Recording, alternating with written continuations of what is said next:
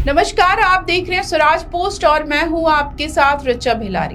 बिहार की राजनीति हमेशा से ड्रामाई मोड़ों और तगड़े बयानों के लिए जानी जाती है, लेकिन इस बार कहानी और भी दिलचस्प है क्योंकि मुकाबला विपक्ष से नहीं बल्कि घर के भीतर है। जेडीयू यानी मुख्यमंत्री नीतीश कुमार की पार्टी इस वक्त खुद के आंतरिक लड़ाई से जूझ रही है। जरा सोचिए, जब कोई प्रवक्ता अपने ही बड़े नेताओं को सरेआम कलंक, सर्वदलीय नेता और बेचारा जैसे शब्दों से नवाजे, तो इसका मतलब साफ है कि पार्टी के भीतर सब कुछ ठीक ठाक नहीं चल रहा है। इस सियासी महाभारत का केंद्र है मोकामा, वो सीट जो सिर्फ एक इलाका नहीं, बिहार की राजनीति का धड़कता दिल भी माना जाता है।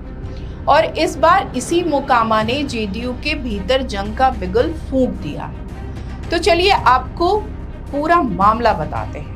नीरज कुमार के इन ताबड़तोड़ हमले ने आखिर कैसे पार्टी के भीतर भूचाल ला दिया है और क्यों ये विवाद आने वाले विधानसभा चुनाव का सबसे बड़ा सिरदर्द साबित हो सकता है। दरअसल जेडीयू के मुख्य प्रवक्ता और विधान पार्षद नीरज कुमार ने सार्वजनिक तौर पर अपने ही बड़े नेताओं को कटघरे में खड़ा कर दिया है।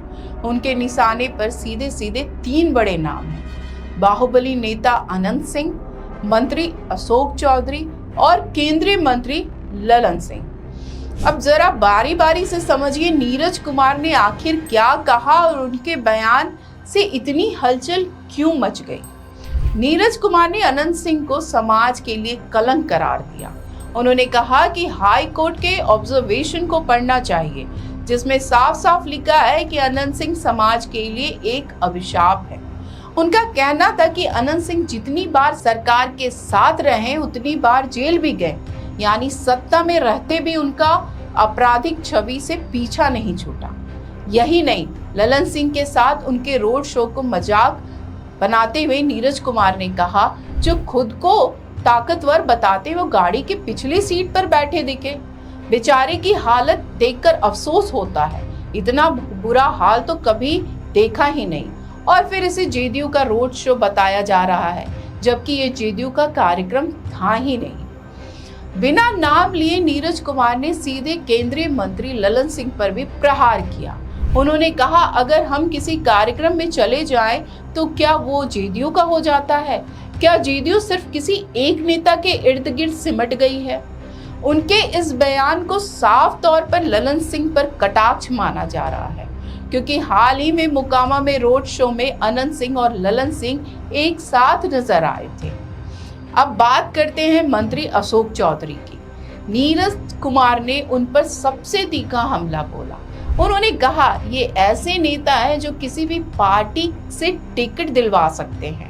शरीर इस पार्टी में है लेकिन आत्मा दूसरी पार्टी में।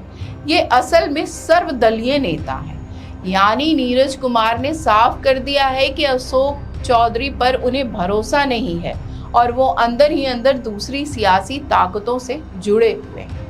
नीरज कुमार ने बिहार की राजनीति में लगातार गिरते सियासी आचरण पर भी चिंता जताई।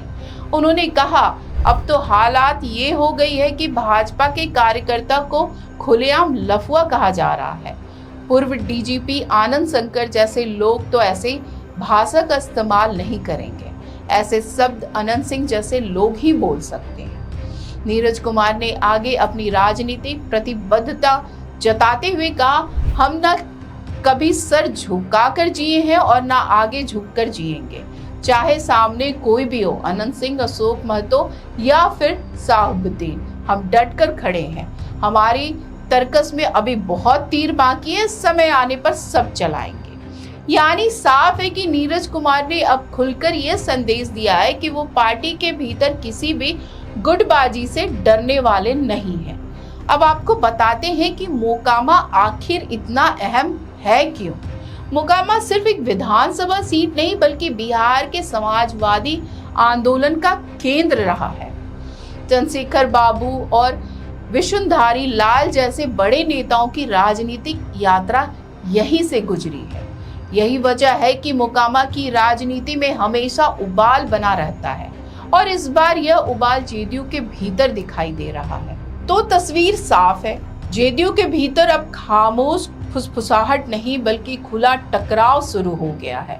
नीरज कुमार के तीखे तीर सीधे पार्टी के दिग्गजों के सीने में धंसे हैं। एक तरफ वो नेता है जो संगठन और सत्ता की गाड़ी को खींच रहे हैं और दूसरी और वही प्रवक्ता जो खुद अपनी ही पार्टी की पोल पट्टी खोल रहे हैं। मोकामा की ये लड़ाई अब सिर्फ एक विधानसभा सीट तक सीमित नहीं रह गई है।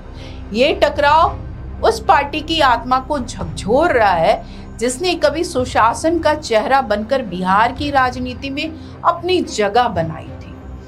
अब बड़ा सवाल ये है कि क्या जेडीयू इस भीतर भूचाल को थाम पाएगी या फिर आने वाले चुनाव से पहले ही नीतीश कुमार की पार्टी खेमों में बंटकर बिखरने लगेगी। बिहार की सियासत में अगली चाल कौन चलने वाला है ये देखना बेहद दिलचस्प होगा। फिलहाल इतना तय है कि जेडीयू की ये जंग अभी लंबी चलेगी और बिहार की राजनीति में उठे तूफान की गूंज बहुत दूर तक सुनाई देगी। तो कुल मिलाकर नीरज कुमार के इन बयानों से जेडीयू में आंतरिक जंग खुलकर सामने आ गई है। एक और पार्टी के बड़े चेहरे हैं ललन सिंह और अशोक चौधरी, तो दूसरी ओर पार्टी का आधिकारिक चेहरा और प्रवक्ता नीरज कुमार अब खुलकर चुनौती दे रहे हैं। बहरहाल बिहार की राजनीति में ये भूचाल अभी थमने वाला नहीं दिखता। तो आज की इस वीडियो में बस इतना ही। आगे की खबरों के लिए देखते हैं स्वराज पोस्ट। अगर आप यूट्यूब पे देख रहे हैं तो चैनल सब्सक्राइब करें, फेसबुक पे देख रहे हैं तो पेज फॉलो करें। धन्यवाद।